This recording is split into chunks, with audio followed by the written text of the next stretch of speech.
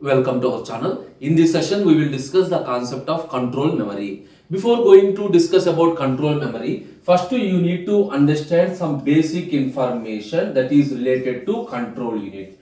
The main purpose of control unit is it controls the operation of a computer. That means this control unit generates the control signals. These control signals initiates the micro operation.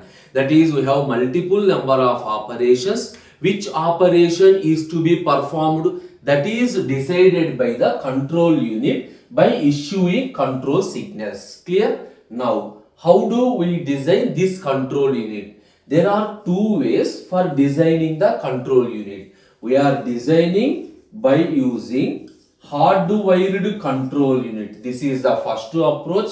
The second approach is microprogrammed control unit. What is the difference between these two? In the hardwired control unit, the control signals are generated through flip-flops, gates, decoders, etc. Anyway, the main thing is you need to generate the control signal. In the hardwired control unit, these control signals are generated by using gates, flip-flops and decoders. It is a very fast approach. But the problem is it is difficult to modify. Why? It is a hardware approach. Once the design is fixed, it is very difficult to modify.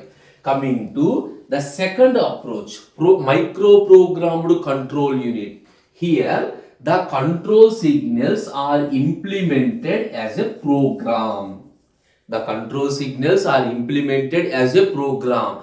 Program means simply set of instructions. Means the control signals are placed as micro instructions in the memory. It is very slow compared to hardwired approach.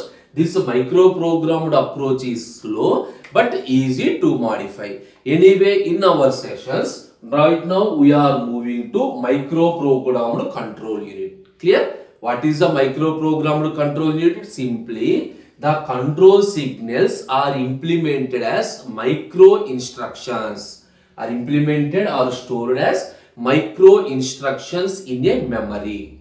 Right now, move to this microprogrammed control unit. Now, if any system that uses, I have a computer, if any computer that uses microprogrammed control unit, it has two types of memories. One is main memory, second one is control memory. I think you got the point. For this only, we discussed all the previous. Where the control memory appear? Control memories appear if a system that uses microprogrammed control unit. What is a microprogrammed control unit? It is one way of designing the control unit. What is a control unit? That controls the operation of a computer by issuing the control signals. Clear? Now, what are the two types of memories? Main memory. Simply this memory used by the user. The regular user uses the main memory, and within this main memory, we are storing the programs and data. Within the main memory, the user can store the programs and data, and easy to modify. If you want to update, you can update very easily in the main memory.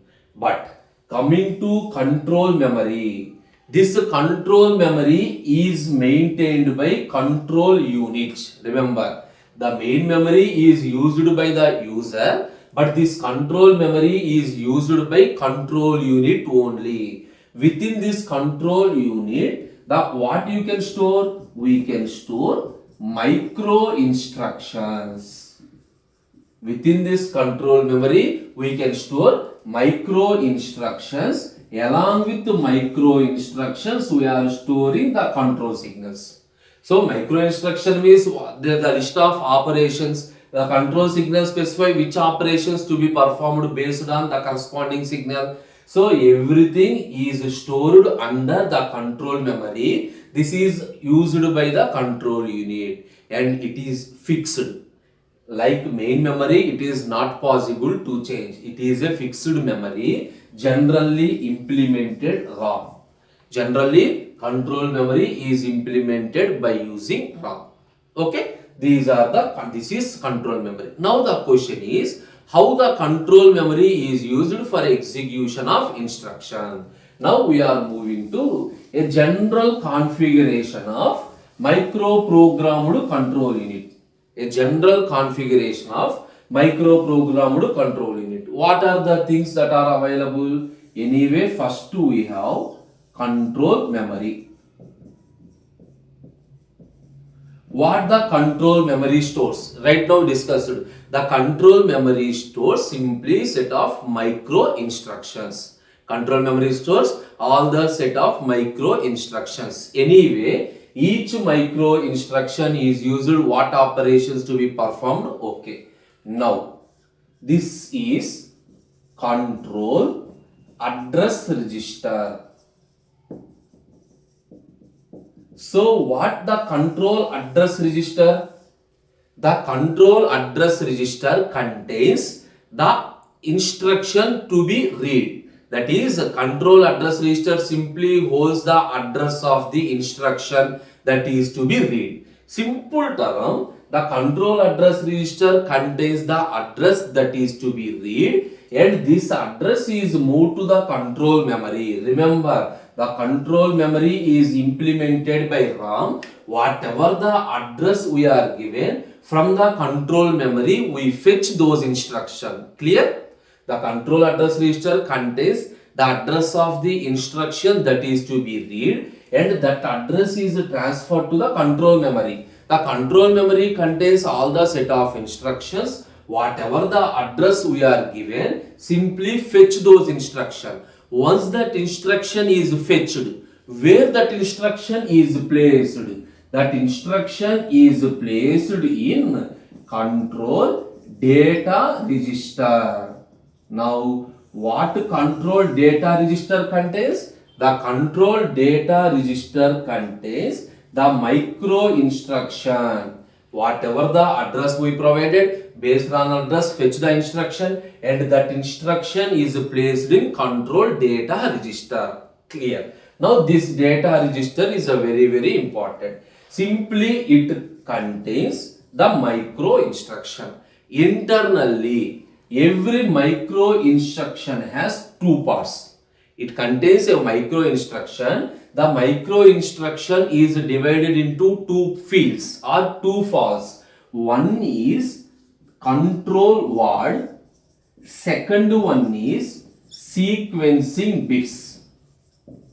Every micro instruction that is stored in the control data register contains two parts. One is control word. What is mean by control word? Simply, it is a string of ones and zeros.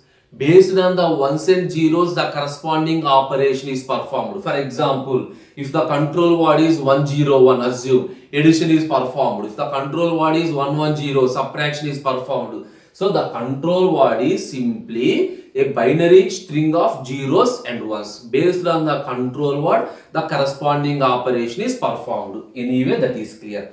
Now the most important thing is sequencing bits. Along with the operation, the sequencing bits, these bits are used to identify the next address. That means this control data register works as a pipeline register. What is mean by pipelining? One instruction in execution, parallelly it computes the address of the next instruction to save the time. Instead of after completion again move to the fetch. Instead of that, while one instruction is under execution, the next instruction address is calculated parallelly. How do we calculate the next address? By using the sequence bits. Now, here one more is there, that is next address generator. This is also called as sequencer. Now observe what happened. The control data register, what it produce? The control data register have control word, produces control word. Along with the control word, it has some sequencing bits. It has some sequence bits, that is next to address information. The next to address information is available in the sequence bits. That information is moved to this next address generator.